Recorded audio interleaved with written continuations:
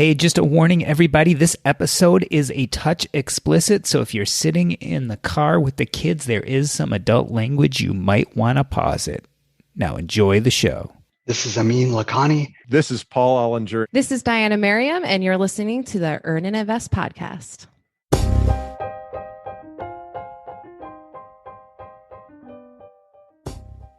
So Sarah said to St. Peter, "What? You're sending me back to Earth?" And I expected uproarious laughter after that line. In reality, I got a little smattering of giggles. I was on the stage at the Economy Conference. I was the last speaker, and I was giving a talk that was 3 separate vignettes. And you see, the first one was supposed to be the funny one. Now, if I hadn't practiced the talk so much, I probably would have lost my cool. But instead, I went to the second and third vignettes, which sat much more comfortable with me because they were about vulnerability and the profound. And by the end of the speech, I really felt like it turned out well. Everyone was happy. I got some applause. But I realized that when it comes to being on stage, I feel like I have a great understanding of vulnerability, profundity, even wit and sarcasm. But comedy, man, it's hard to make people laugh. And speaking about laughing, you know what's not funny? What's not funny is when you don't know what to do with your finances. I had no idea what to do with my money until I discovered the Financial Independence Retire Early movement. Even though I wasn't interested in retiring early at the time, learning about financial independence changed my life. But you know what? I had to go to a bunch of different websites, listen to a bunch of different podcasts. It got a little confusing. That's why I'm excited to tell you about Fiology.com. That's Fiology.com.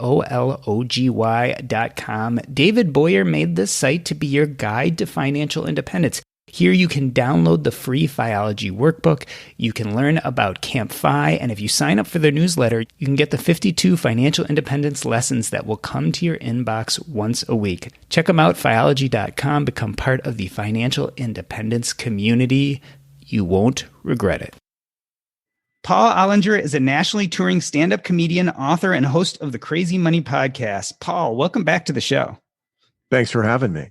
Yeah, I'm excited to have you on again. Okay, quick, say something funny. Oh, no, don't. I should have something prepared for that, but I don't. I'm sorry. Isn't that like the worst question ever? I knew it was, and that's why I, of course, had to say it.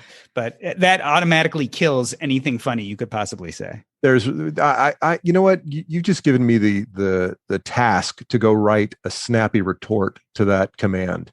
We'll be waiting for it. You know, there'll be some time by the end of the podcast. So keep on thinking about it. Diania Merriam is the host of the Optimal Finance Daily podcast, the founder and chief economist of the Economy Conference. Diania, tell us a little bit about your experience with stand-up. Well, I wouldn't necessarily say I'm a comedian. I think it's hilarious that you invited me to this podcast with real comedians. I am someone that has done a shit ton of open mics. And so that is my experience.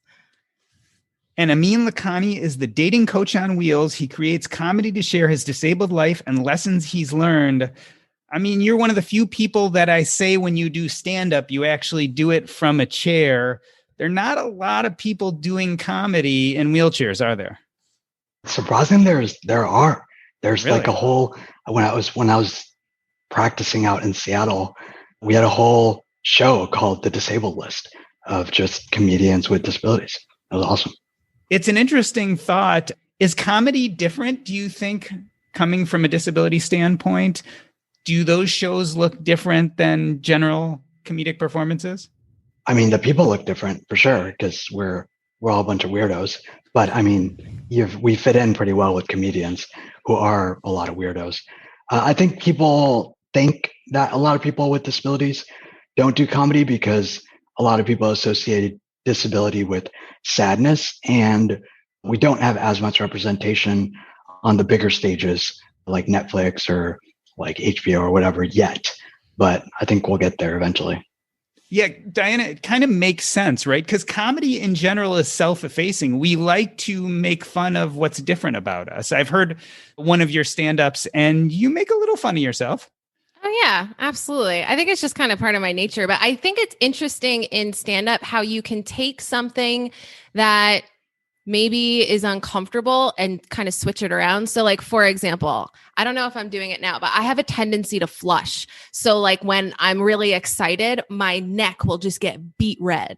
And so I turn that into a joke. I would tell people on stage, like, I'm not the kind of person that wears their emotion or wears their heart on their sleeve, but I wear my emotions on my skin. So when I'm happy, I'm red. When I'm angry, I'm red. I hope we can all agree at this moment that I am incredibly aroused. It was a great joke, right? People always laughed at it, but it took a lot of the pressure off of like something that I'm actually self-conscious about. Paul, when I talked in the intro about this talk I gave for the Economy Conference, the first vignette didn't go the way I thought it was because it wasn't nearly as funny as I thought it would be. Tell me about your worst kind of bombing on stage. What happened? Well, I think bombing is underrated. I think I don't bomb enough. And what I see most comedians doing is not bombing and risking not growing because they're not trying new material. And so while it really sucks for a joke that you care about to bomb or that you're putting a lot of hope in to fall very flat, the bigger risk is to not try it and to not go there and to use the stuff that works over and over and over. And it's great because you get laughs and you come off the stage and you feel like, oh, that was fun, the crowd likes you, and then you go back into the green room and you're looking at the other comics who are just like, come on, man, you got to push it, you got to go, you got to try new stuff, you got to grow.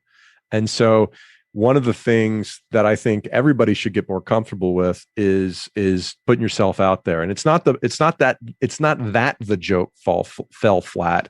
It's how you react to it. Because even if you bomb, but you maintain control, you maintain your sense of confidence on stage, the audience will still respect you. If it bombs and you let that get to you, you are dead.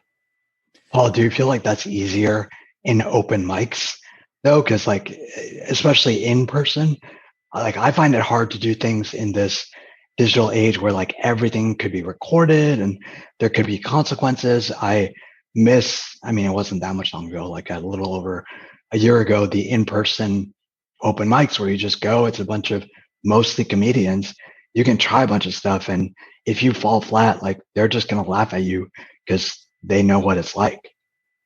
I don't feel, for me personally, I don't feel like other comics are as accurate a gauge as of the quality of the material. Now, I mean, yes, comedians are definitely a tougher audience because they know the tricks, they've heard your stuff, and they know when you're cheating.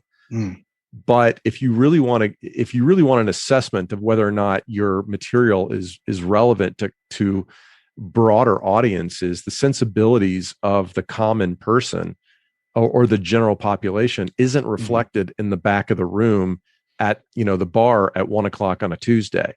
But the open mics are a great forcing function and a relatively safe place, to go out there and just be like, you want to say the weirdest thing that's ever on your mind?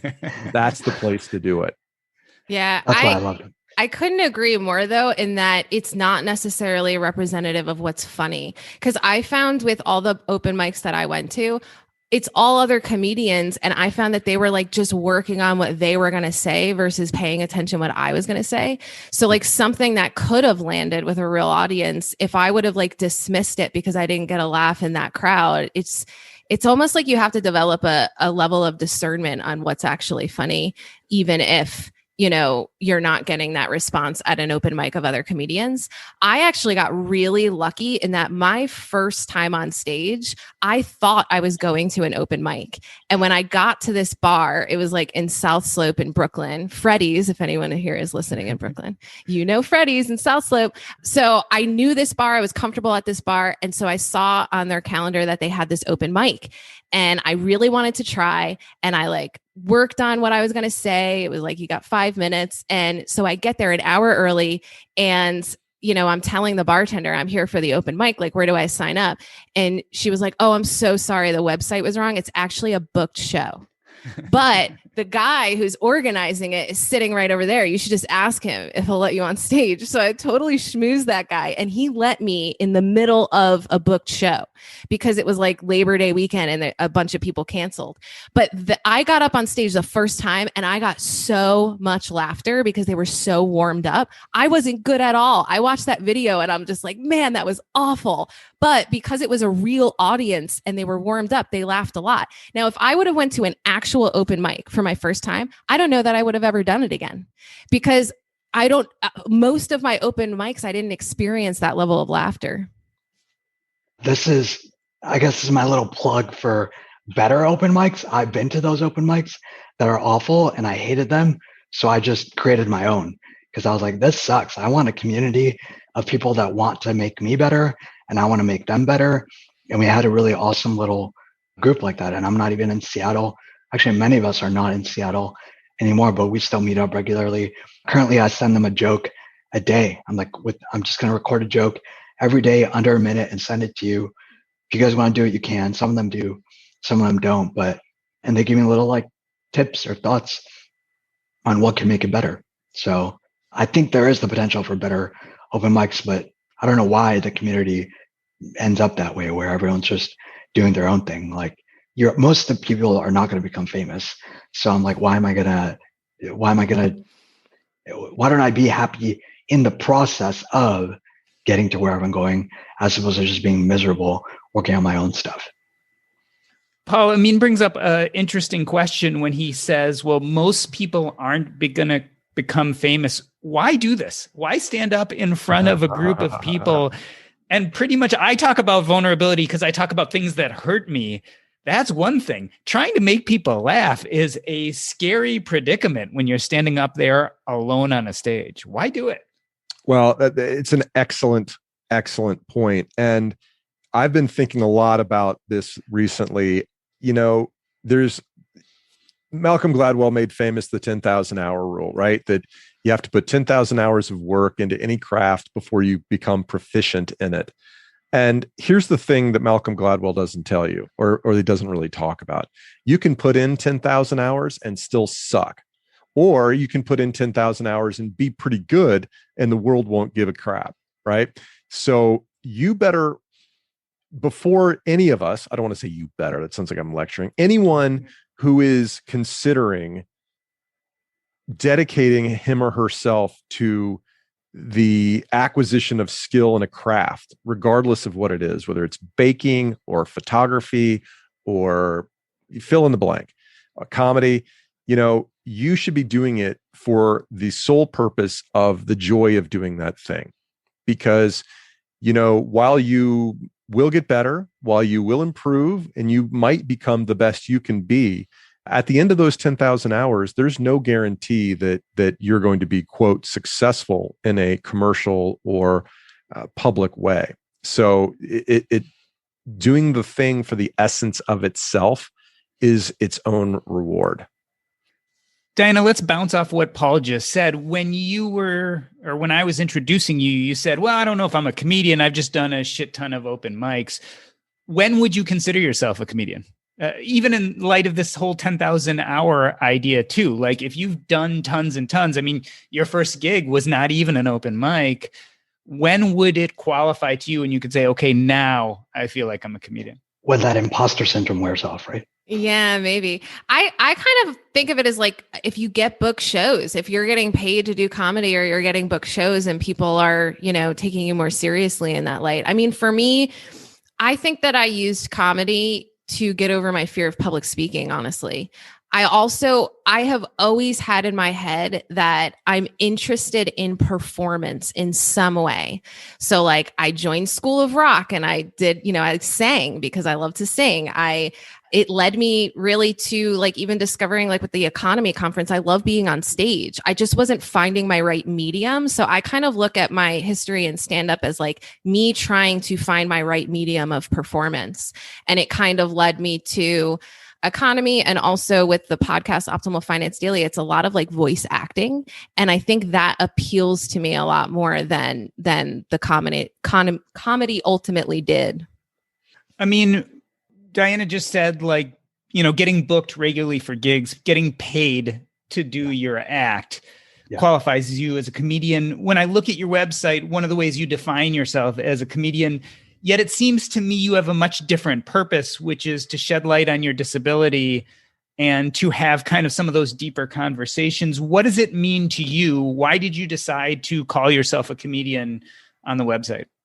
I used it as a cop-out because I was doing dating advice, and then I was like, God, like, I don't want people to come to me, and this is my imposter syndrome. It's like, I don't want people to come to me, think I have all the answers, and then walk away not getting some results. So I'm just gonna be a comedian. Like, basically, it's my way of saying this is all for entertainment value only. Like, take from it what you will, because I only wanted to do it if it was still fun for me. And I have gotten paid on like a couple shows for comedy, but yeah, that wasn't what defined being a comedian for me. I think more on that was when I came to that definition was every time I share a message or every time I try to talk about my disability, I always want it to have some sort of comedic effect, because I think that makes the message stick better because it's more emotional. You're in a better state to receive it. And it's just fun. Like you asked Paul, like, why do comedy? I enjoy telling my jokes way more than audiences enjoy hearing them, because I just think it's hilarious that I get to go on stage and say some of the things I say or in an open mic. And that in and of itself tickles me beyond any reaction from the audience. Paul, let's talk about the money a little bit. There's tons of money in comedy. There's so much money in comedy. It's just coming out of your pocket and falling onto the ground. Everybody should quit their job in technology and become a comedian. There's not enough of us. Paul, isn't that exactly what you did? You quit your corporate job and became a comedian for the money, right? I threw my 1 percentile job in the toilet so I could get attention from strangers. That's exactly what I did. How's it working? Well, it depends what metrics you're using, right? And it comes back to, when I say that highly enlightened thing about the reward being only the permission to do that thing itself, that's me reflecting the experience of getting the shit kicked out of me by comedy for 8 years. And, I think you can say you're a comedian when you keep showing up and doing the work for no other reason other than your dedication to it. And I 20 years ago, when I was taking my first comedy lesson, I had a career coach / therapist, and I was asking her that exact question. At what point do I get to call myself a comedian? And I don't remember the exact answer, but I think it's something along the lines of like, you'll know when you're showing up and you're doing it, even though it's brutally hard. When I restarted in Atlanta 6 years ago, because I did comedy full time in LA for 2 years, and then went to work at Facebook, and then moved back to Atlanta, and then restarted comedy a few years later. I had to, when I first showed up, the comedians in town kind of looked at me kind of sideways, like, all right, who is this guy? This guy used to work in business. He was at Facebook. I don't trust him.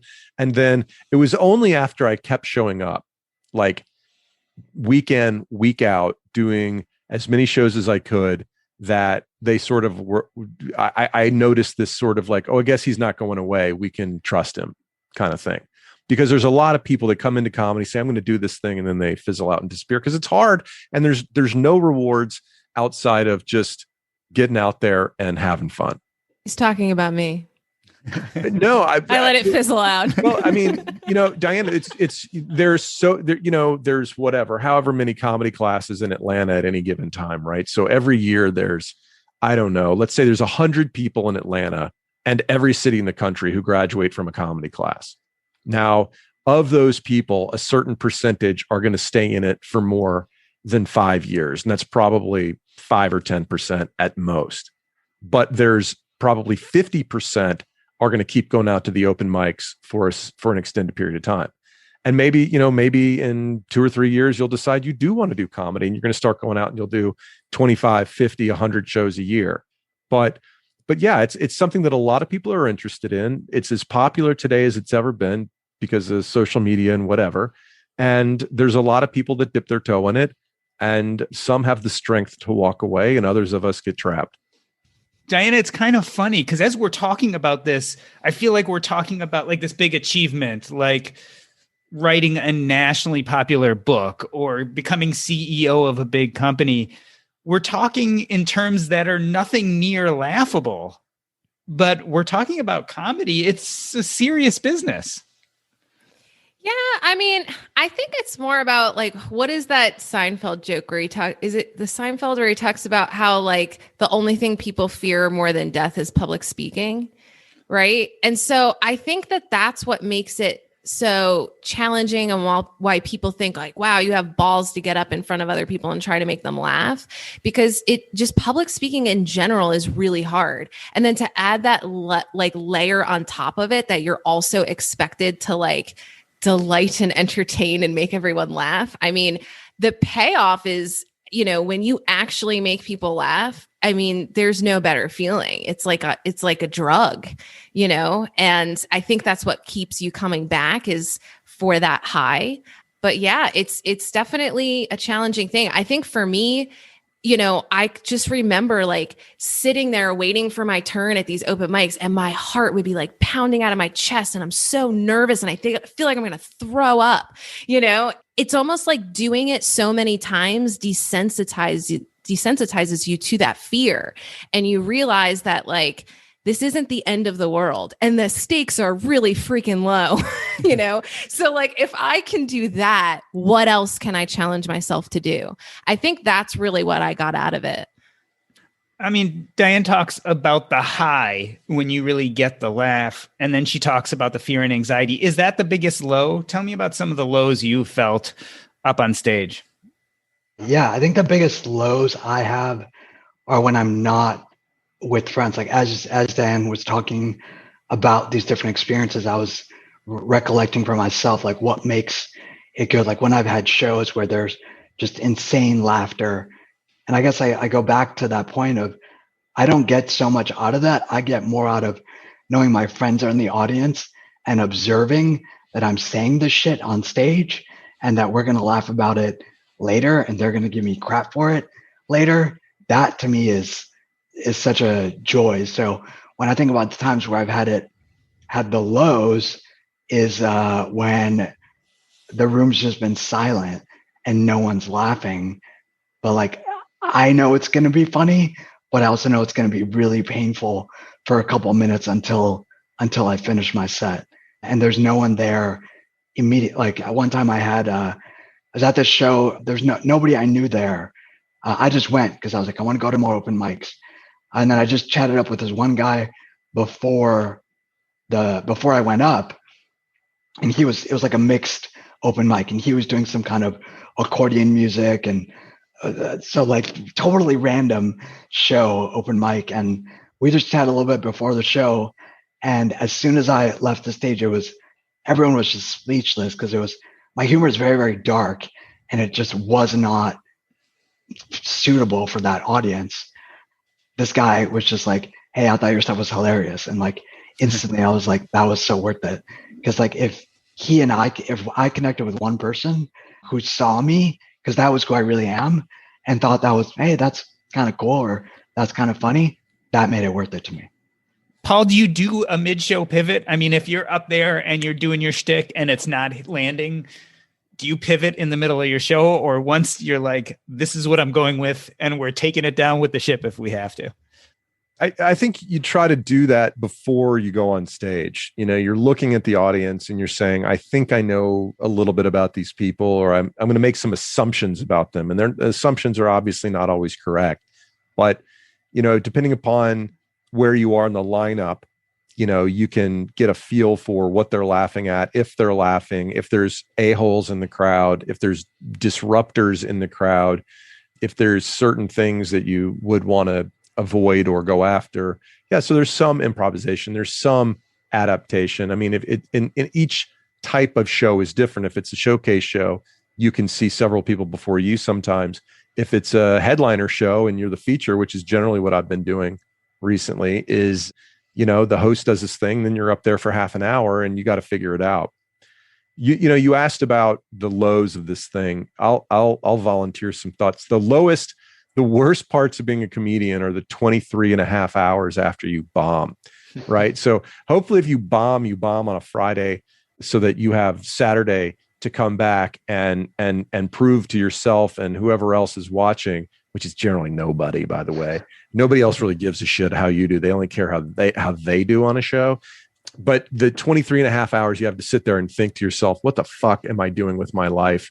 I just bombed out there and I'm doing this thing at such a high opportunity cost. I must be insane.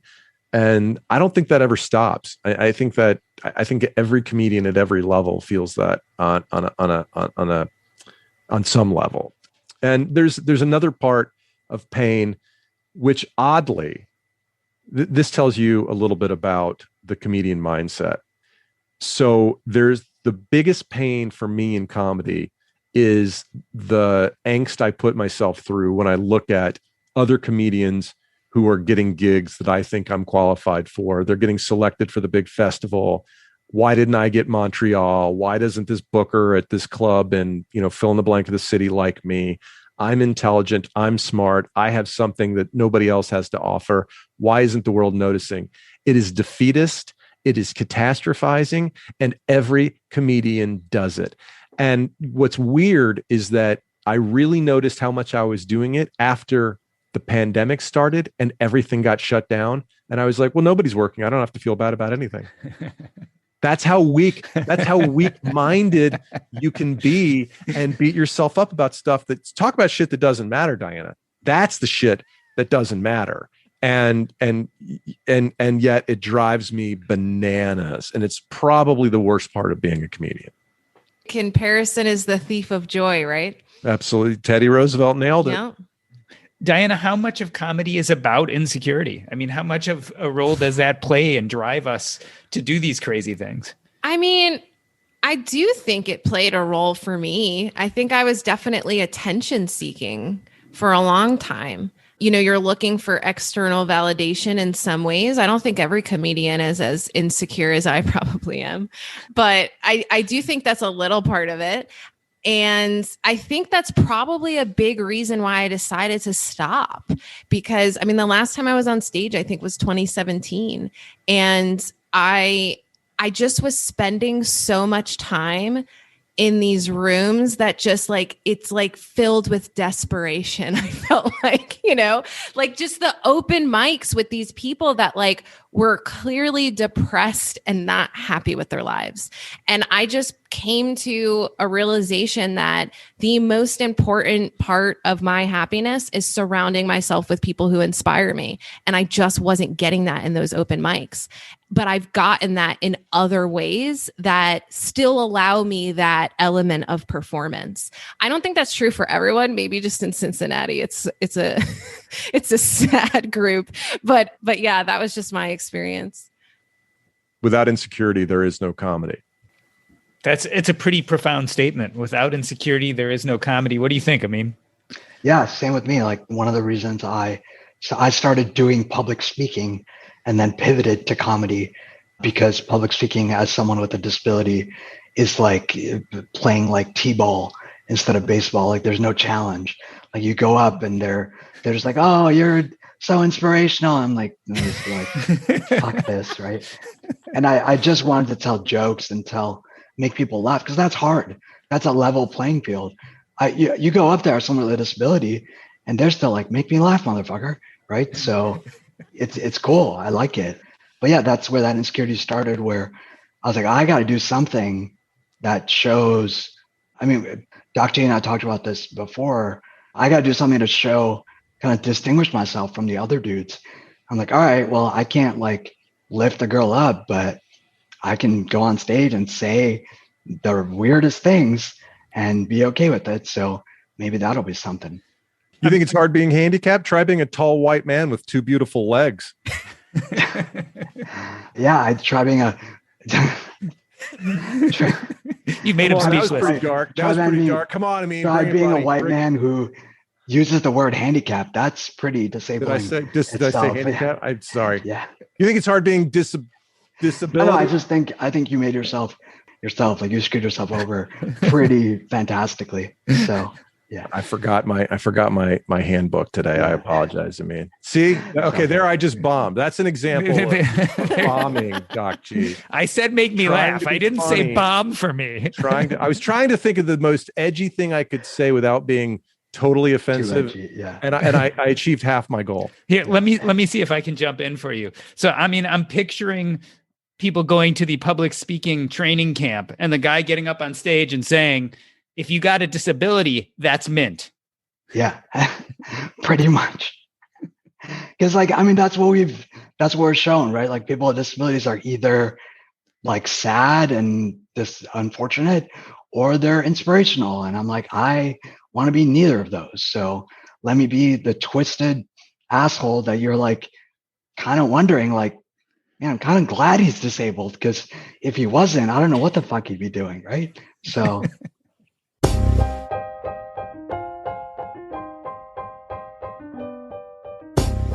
in the first half of the show, Paul, Diana, and Amin talk about why ever go into comedy. After the break, we delve into where they get their inspiration for their material.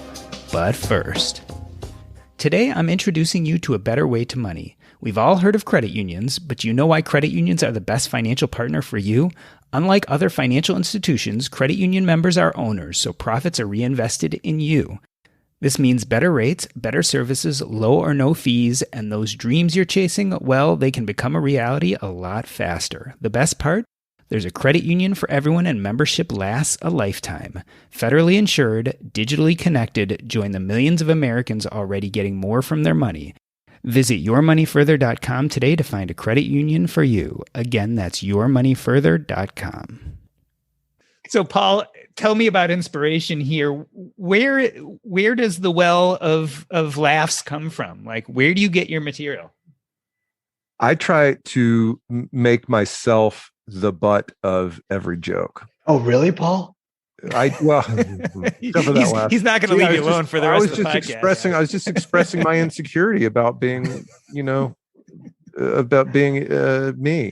No, I mean, look, I think I'm not an insult comic. I'm sorry. I mean, I didn't mean to offend you, but I really do. Like, so, I don't ever want to be the comedian who's like, oh, my wife, she doesn't, whatever, like it's, I tell a joke about the way she loads the dishwasher, which is horrific, by the way, but it's really about my inability to control the chaos around me in the world, my complete feeling of powerlessness about my complete powerlessness to do anything about the things that are important in the world. And so I overemphasize the importance of the stupid little shit in life. And I make a big deal about stuff that doesn't matter. I talk about like, she's just cleaning dishes and I'm working off original sin, like I feel complete. I still walk around with the guilt I had as a, 7th grade Catholic boy. And you know what I'm saying? And, like I carry that with me and I'm trying to find ways to express these weird contradictions I feel in myself. On some level, the success I've worked so hard to attain in the corporate life is just this weird salve on my childhood insecurities that I thought if I worked really, really hard and achieved some level of success, I'd feel complete and whole. And now I got a kid who goes over to his really rich friend's house and comes home and says, when are we going to hire a chef? And I'm like, really, a chef? That's don't compare your childhood to your friend's childhood. Compare your childhood to my childhood, and that kind of stuff, right? So, Diana, what I'm finding here is that Amin and Paul are dark. And if I remember correctly, when you sent me a video of you doing stand-up, you said, be careful, it's a little raunchy. Oh, yeah. Talk about sexuality and stand-up comedy. As a woman, it gives you the opportunity to stand up and say things that normally in polite society we don't say. Yeah. Well, I think it's like where you get your material from. I got my material from being promiscuous in my 20s. And if you think about like, if comedy Damn it, I is missed that thing. Shit. if you think about comedy is about attention seeking, I mean, what's more attention seeking than being overly promiscuous? You know, you combine those two, and that was like me on stage. I guess, I don't know. I thought that that's what was funny. And maybe that's also another reason why, like, I'm just kind of past that phase in my life. So, you know, I've been in a committed relationship for a long time now. Like, I do sometimes when I think about getting on stage again, I think about how I can translate my jokes. So like breakfast blowjob sandwich, by the way, which is my best joke. Like now I talk about giving that to my boyfriend rather than just some stranger I met on the subway, you know? So like there is a way to translate it. But yeah, it's interesting. Like I think most comics are probably pulling their material from their real life experience. Yeah, Paul's currently speechless after the breakfast blowjob sandwich, so I'll have to ask Amin a question. I've got a fully charged Metro card. If anybody over here is looking for bus fare. So, I mean, do you get tired of speaking about disability? I mean, is there a time when you're like, I just want to do a set and be here in my wheelchair and not address it at all and just say something totally hilarious? Yeah, all the time. I mean, a lot of my the friends I made through comedy would sometimes like push me more, like, you need to talk about your disability more. And I'm like, wow, why, right? Like, I don't want to. I just want to talk about the weird sexual things I think about, right? Like my breakfast blowjobs. But yeah, so I think there's a lot of times where I go up and I don't address it. And then I started to play with that a little bit too, like of when I would address it, and whether it was later in the set or earlier in the set, and to see if that would build up a little bit more tension. I guess that I kind of have a question for you guys about that. Like, I also noticed there are certain jokes that I would get tired of. And then there are other jokes that I will never tire of. I've noticed this my whole life. So for example, when I was in college, I worked at like a fine dining restaurant where you have to like change the silverware every course, right? Maybe this is my first stand-up gig. and every time I would have to give someone new silverware, I would put it down and I'd say complimentary silverware every single time. Never got old. It killed every time. So that's a joke that like never gets old, but there are other jokes that are just like, God, I don't want to say this again, even though I know it works. Like, do you guys feel like you have jokes like that you have a tough relationship with? Paul, it's a good question. Like, do you recycle the same stuff over and over again, or is there absolutely? I mean, I don't have a lot of principles on that level. You know, if it works, it works. What really happens is what's weird is that if you do it long enough, you run into situations where either the joke expires because of a change in political situations in our country or in the world. Or, you know, I told jokes about my kids when they were 4 and 5 years old. Now they're 10 and 11. They're, you know, and those jokes don't make sense anymore. They don't work in the past tense. They work only in the current tense. And I've got jokes now with my kids that are working, and I'm like, shit, this joke is only going to be around for another year. I had this whole thing about my dad. He died 6 months ago. Right. So I'm like, well, thanks, Dad. There goes 10 minutes, you know, like really considerate of you. I hope my in-laws stay healthy. You know, that's all I'm really hoping for right now. Yeah. I have I just got tired of working them over and over because it was like week in, week out. So I just wanted to not share them with the same open mic audience. But my probably best jokes are around cousin fucking. And my friend, like, that's just like my thing. Brilliant. I only do cousin fucking jokes during the holidays. That's really the only time of year that's appropriate. Right. So I just like, I would just say them a lot in the beginning. And nowadays, like, it's just always the butt of the joke. Like, there's always a follow-up cousin fucking joke from somewhere. Like, I told my mom my cousin fucking jokes, and she was like, you're just like, what? I don't understand why this is funny. You're just like reporting facts of like, yeah, cousins get married in our culture. And then that became a joke, right? So it's just like, it's never ending. So I feel like there's always more layers to peel back on the cousin fucking. I'm glad to know you have that depth. Yeah. You can just keep going to that well over and over again. It just gets deeper and deeper. Doc G, has cousin fucking come up before on your podcast? I'm just curious as if there's some tie between getting out of debt and banging your mom's sister's daughter or son or son, whatever. Or son. Whatever gets you going. No, so far this is the first episode where several of these subjects have come up, which is exactly why I wanted to do this episode with you fools. Let's talk, Paul, pandemic. Has the pandemic changed things? I mean, you mentioned about how, in a sense, it gave you a moment to rest on your laurels. This is a different world. Like, I started watching, I used to watch the night shows. And I remember when we first went to quarantine, putting on like Trevor Noah or someone and saying, man, this just isn't as funny as it felt before where there was an audience. I've since evolved and love them now. Yeah.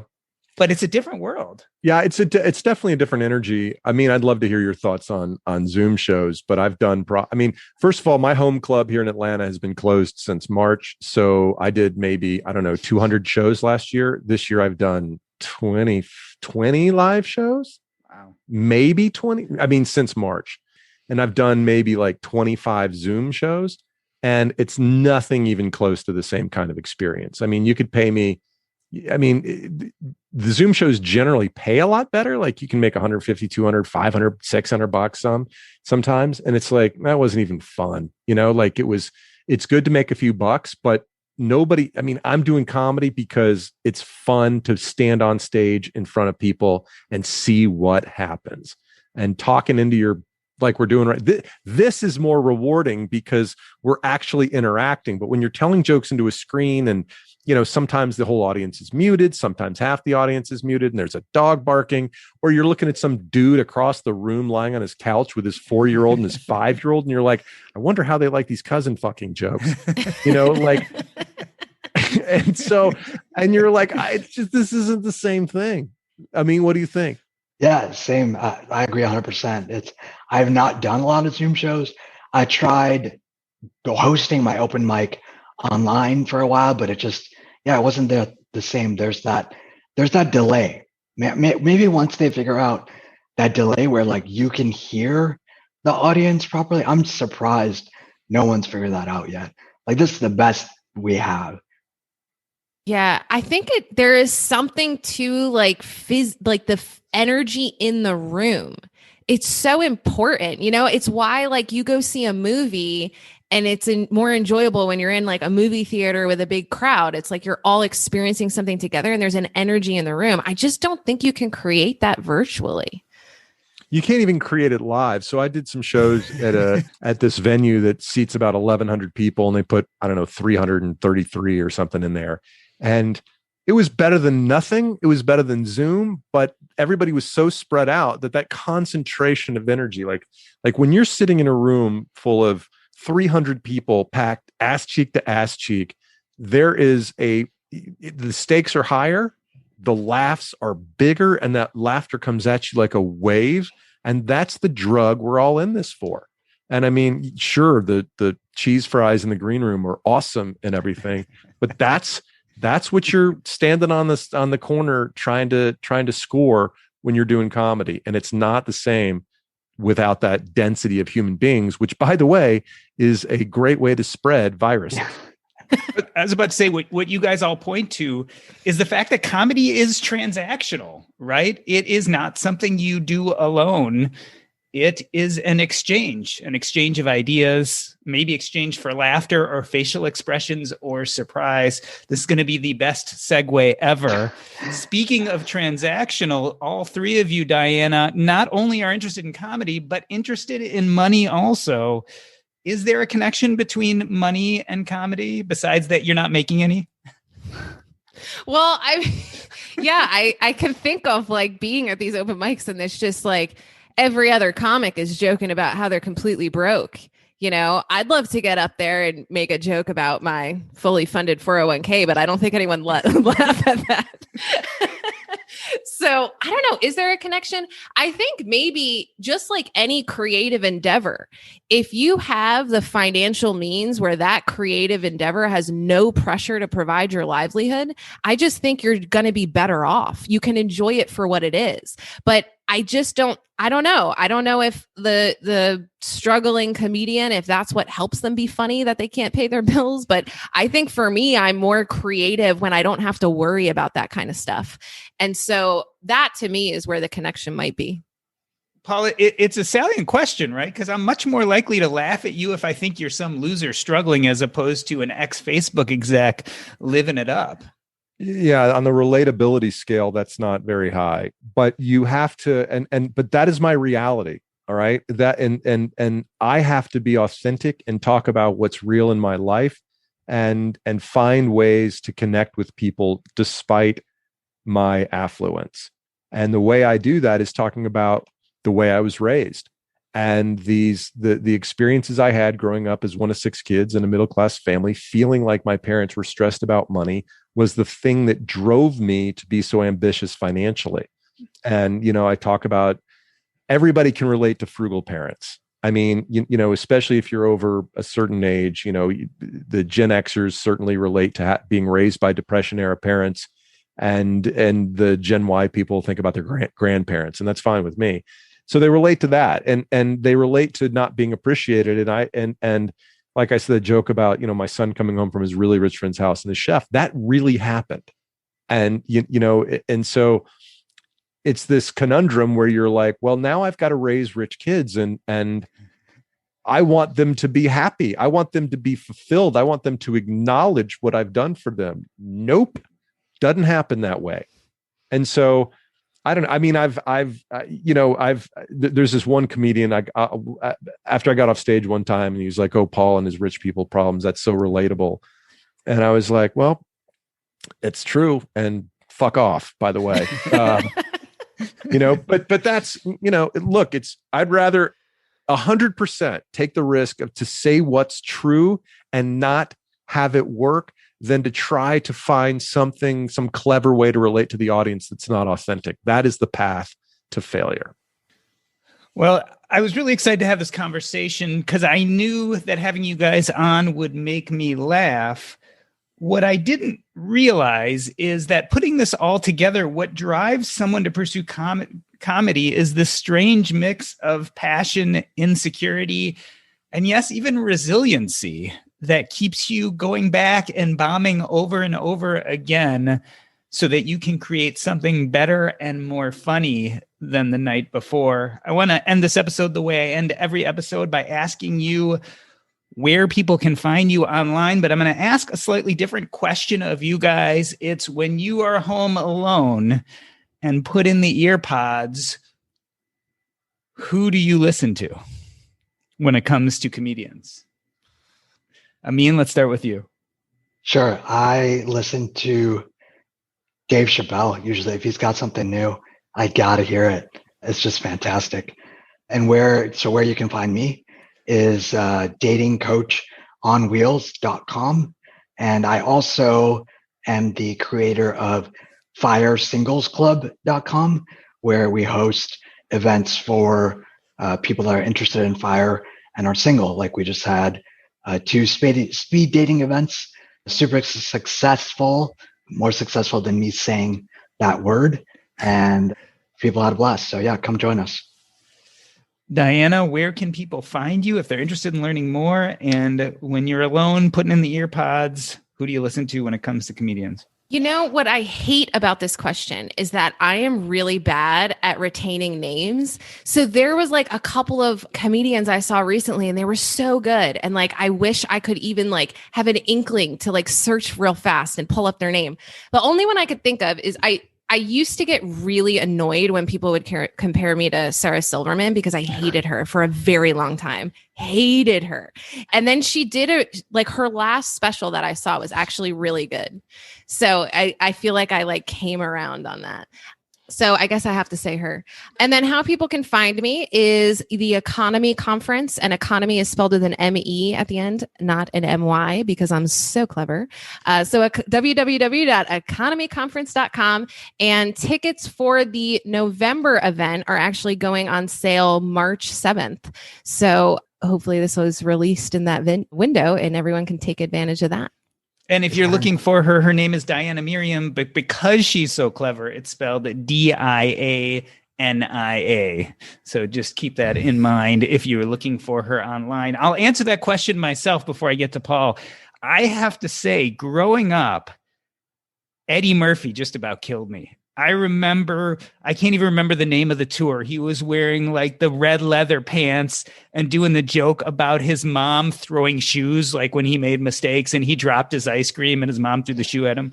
I died. And then I would agree with, I mean that Dave Chappelle, I think, is just an artist from my non-professional viewpoint of just someone who I've listened to on and off. That guy amazes me. So Paul, round us up. I think it was either Raw or Delirious, the tours you're referring to. Maybe it was Delirious, yeah. And by the way, he would totally be canceled today if any of that material got out. But I agree with you. Eddie Murphy was inspiring. I wish somebody would compare me to Sarah Silverman. Dave Chappelle is a genius. I love Norm Macdonald. I think Gary Goldman is one of the smartest people on the planet. But for some people that you might not have heard of, two of my favorite comics are guys named Rory Scovel and Joe List. They are just below the level of some of the guys and women we just talked about, but they're brilliant guys. Great. Joe List is a great joke writer. Rory Scovel is one of the funniest. He's somewhat improvisational. Anyway, he's genius. Okay, those are some comedians I love. You can find me by searching Crazy Money Podcast or going to paulollinger.com. That's OLLINGER. This has been the Earn and Invest podcast. On behalf of myself, Doc G, I'd like to thank Paul Ollinger, Diania Merriam, and Amin Lakhani. That's a wrap. Hey, everybody. I hope you got a good laugh with our conversation about comedy with Diania, Amin, and Paul.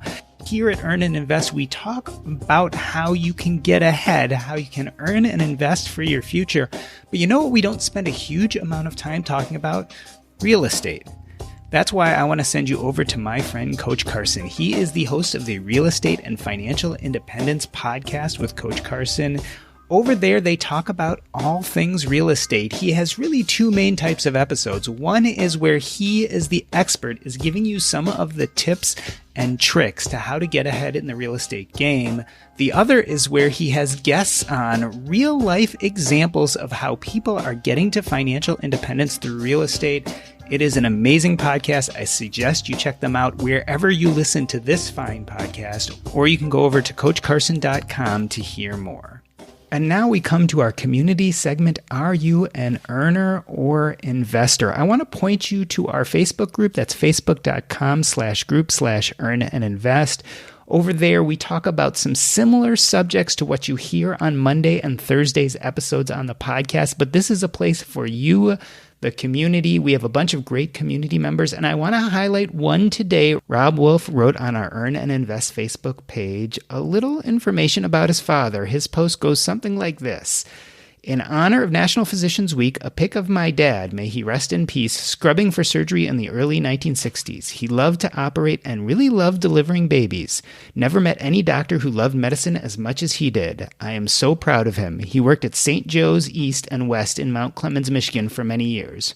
He is a 4-time escape artist. He is the main character in my upcoming book, The Hungarian Papillon. The Holocaust through the eyes of an escape artist, hopefully out within the next year. He survived the Nazis and communists, including 2 wars, before emigrating to the U.S. in 1956 on Christmas Eve. There is no time more relevant than the present for the message in the book to be shared. This is my investment since my parents invested in me. By the way, he always used to say about medicine, don't do it for the money. Well, thank you, Rob, for that little note about your father. It really makes me think about my father. Like your father, my father was a physician. He died when he was 40 of a brain aneurysm, but the years he spent practicing, I really think were some of the greatest of his life. He loved being a physician like your father. I sometimes go back and look at his notebooks and I see all the graphs and all the notes he took so lovingly, and I realize he was doing exactly what he needed to do. And I also echo your sentiment about this idea of how our parents invested in us. Even though my father was only on this earth for the first 8 years of my life, he really put everything he could into me, and his life insurance supported me through college and medical school. And I think the same thing about my mother. You know, as parents, we invest in our children, and then we as children learn to invest in our own lives, financially, emotionally, and then invest in our children too. Wealth is generational, and I'm not just talking about financial wealth, but happiness, connection, all those things are passed on from generation to generation. I think it's wonderful to celebrate our parents. They are the original investors in our lives so that we could become earners and investors ourselves. So I look forward to your book. Hopefully when it comes out, you can come on the Earn and Invest podcast and talk about it and talk about the wonderful legacy of your father. I would love to have you on. Thank you for posting on the Facebook group. That is facebook.com/group/earn-and-invest. We love to see you there. Become part of our community and have a great week. Take care.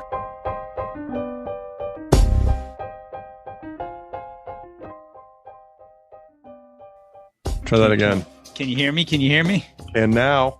Hey, man, how are you? I'm cold. How are you? Oh, my God, am I cold? I'm in Chicago, and I swear to God, we have so much snow, I just don't know what to do with it. That's something for someone from Chicago to say. Well, we always talk about 1979. So the blizzard of 79 in Chicago, I was, 6 years old, and the snow was above my head. And I think today we are in line. Hey, what's up, Diana? Good. How are you? Good. How are you? What's going on? Oh, just living the dream as an unemployed person. I know. Wow. That's crazy. How are you feeling about that? So good. Yeah. I didn't know that I would feel this good. I thought I'd be like a little bit scared. Not at all. No? That's great. Yeah, it's pretty impressive. Yeah, I'm kind of sort of unemployed, but not really. I still work about 12 to 15 hours a week, at least in something that we kind of call employment. I'm a consultant, but otherwise. Well, do you want to be doing it? Yeah, I do. Or I wouldn't bother. You guys know each other though, right? We do. Yes, we do. We spoke earlier today. You're like, what's this .g guy gonna want to talk about? For God's sake, another one of his crazy panels.